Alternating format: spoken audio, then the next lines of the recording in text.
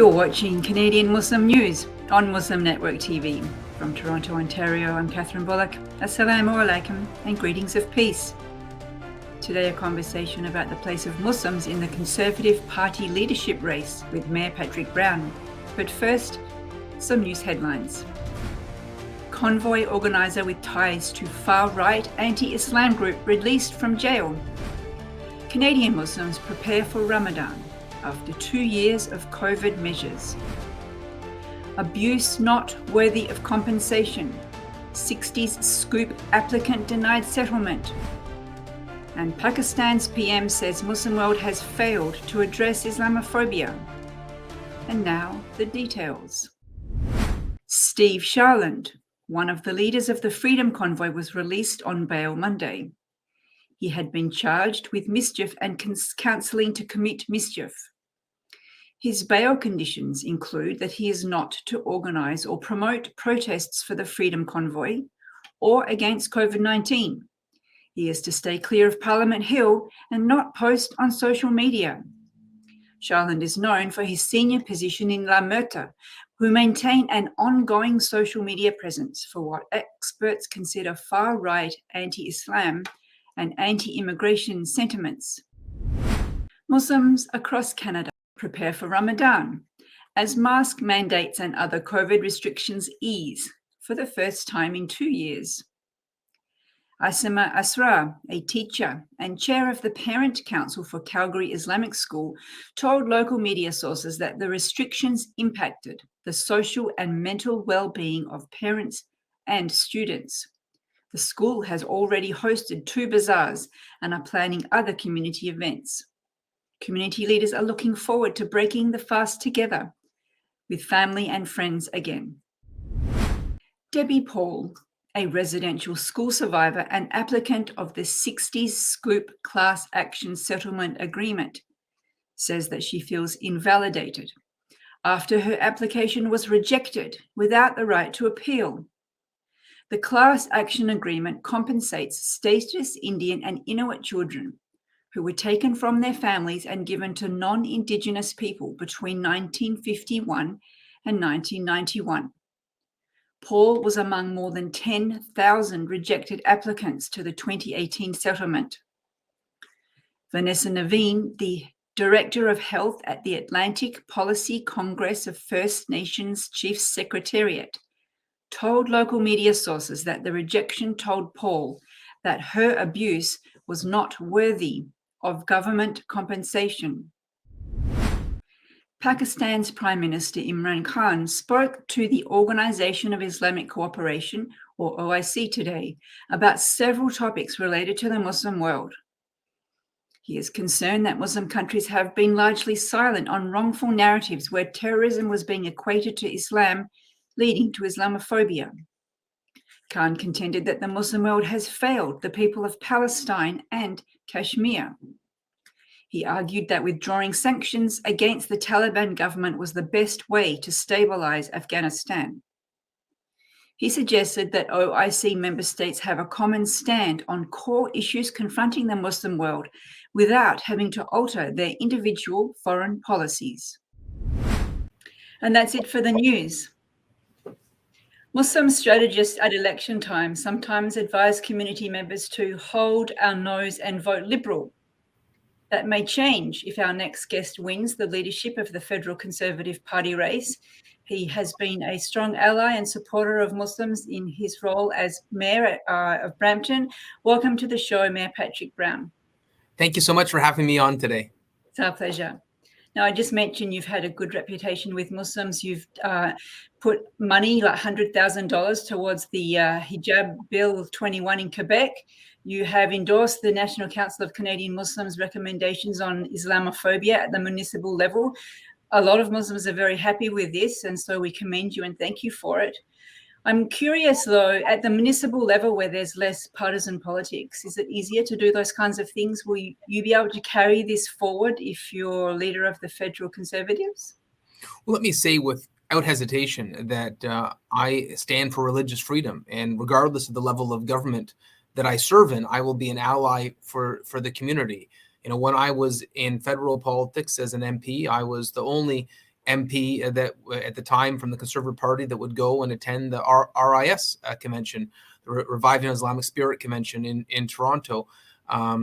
When I was a provincial Conservative leader in partisan politics, when Iqra Khalid presented her motion in the federal Parliament, where Conservatives like Pierre Poilievre opposed that motion condemning Islamophobia, I was the only Conservative leader in Canada that spoke in the provincial legislature condemning Islamophobia. There was the same motion that happened in the provincial legislature, and I had every member of our caucus vote in support of the motion condemning Islamophobia. So that was in a partisan environment, and I was able to build a consensus in the Ontario legislature amongst Conservatives that when it comes to an issue of hate, there should be no partisan divide. There should be no partisan division when it comes to condemning hate. And when I was in a partisan environment on a provincial level, I really felt that I was a good example for the type of inclusive Conservative Party that I've always aspired to build. I went and volunteered.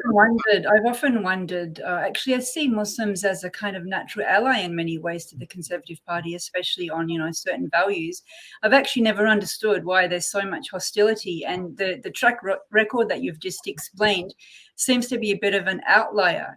Do you have any insight on why you're sort of maybe a lone judging figure rather than it being normal? Well, when I was in the provincial Conservative movement, it became contagious. The example that I set was followed by others. I hope to do the same thing federally.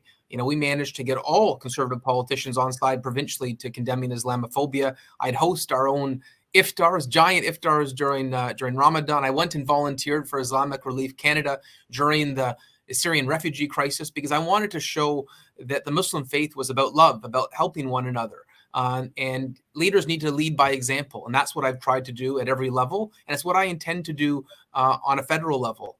I want to show Canadians that as Conservatives, we'll be the most resolute defenders of religious freedom. And I feel that the absence of that leadership, the tepid approach to that commitment has been a shortfall in our democracy and a shortfall for the Conservative Party. Well, it's no doubt. I mean, you've drawn attention to it, but the Harper years were difficult for Muslims. The barbaric hotline. I sat in on a meeting with MP Kelly Leach, I believe her name, when they were having those debates about the citizenship, niqab bans at citizenship. And she tried to say, well, you take off your baseball cap, so you should take off the face veil. And I tried to argue that there's no comparison between a face veil and a baseball cap. But obviously it was a message that didn't get through. So you're going to be maybe facing a party that's not necessarily on side. What are you going to be able to do to bring that party around? Well, just like we transformed the provincial Conservative movement in Ontario, we're going to do the same thing federally. And let me say, first of all, that announcement was offensive.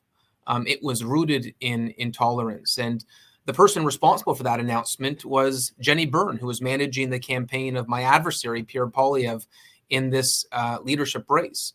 And to the Jenny Byrnes of the world and those who have conducted stunts like that, that's not my way. That's not my path. I'm going to build an inclusive Conservative Party that fights for all Canadians. And, my vision is this is going to be a party in a country that everyone can succeed, regardless of where they're born, the color of their skin, or what God they worship. I will fight for all Canadians for equal opportunity. And every week in Brampton, let me say, I meet Canadians who just want to work hard and achieve their goals. And I don't want to see any barriers. I don't want to see any barriers for Canadians who want to dream big in our country and realize their ambitions. You mentioned earlier in our interview about being a champion for religious freedom, and I'm really happy to hear that. If we just turn our minds to overseas for a minute, there's a lot of concern over what's going on in India. The High Court in a state has banned hijab. And the head of Genocide Watch, Gregory Stanton, has said that India is on danger of a path to genocide. But I've heard that you've been called a brother of he's now Prime Minister Modi. So I'm wondering if you're going to be able to use that brothership and that friendship to advance Muslim rights in India as well. So when I was a federal member of parliament, I chaired the Canada-India Parliamentary Association. And so I got to know a lot of the chief ministers at the time. Narendra Modi was the chief minister in Gujarat. And, despite knowing these chief ministers, despite knowing people in the nation's capital, I was the only Canadian politician to speak out in what was happening in India. I was in India on a trade mission for the city of Brampton when they introduced the Citizenship Amendment Act, and I spoke out against it. I don't believe in second-class citizenship. I don't believe any faith should be targeted. And just like I'm committed to religious freedom in Canada, I'm committed to religious freedom anywhere in the world. And despite having a friendship with senior members of the government of India, that did not cause me any hesitation to speak out for what's right. And I would challenge more Canadian politicians to have the courage to speak the truth. And in the case of incidents like the Citizenship Amendment Act, it was wrong. And I will always call out discrimination. So would you consider policy initiatives like sanctions or something? Because there's a big momentum right now in India with the Hinduvattu movement, and they're calling for suicide bombers at their religious gatherings. It's going to take some really strong action on the world stage, and so far it's very muted. We don't hear much. So would Canada take a really big leading role there? Well, the fact that I'm the only Canadian politician who spoke out against the Citizenship Act speaks to how muted those concerns have been. And for those that follow Indian politics, they should know, what we saw with the Citizenship Amendment Act really treated Muslims as second-class citizens, and that's not right. And so I will use diplomacy. I will use the tools before the government of Canada to be fully committed to the values of religious freedom everywhere in the world. And if there's incidents where there is religious freedom being infringed, whether it be in India or Pakistan or anywhere in the world, I will be one of the first to speak out. That's good to know. Let's come back to the domestic scene. We don't have a lot of time left, but in several studies across Canada in the last decade, show that Canadian Muslims are overrepresented in poverty groups in the downtown cores. One study of affordable housing in Edmonton, for example, that came out a few years ago, showed that the top 3 languages of clients were Arabic, Urdu, and Somali. So what kind of plan do you have to address poverty? And these are related to discrimination as well, because it's hard to get a job if your name's Muhammad, or if you're black, or if you wear a hijab. So they're interlinked, poverty and discrimination. Can you just share with us some strategies that you might introduce to help address those things?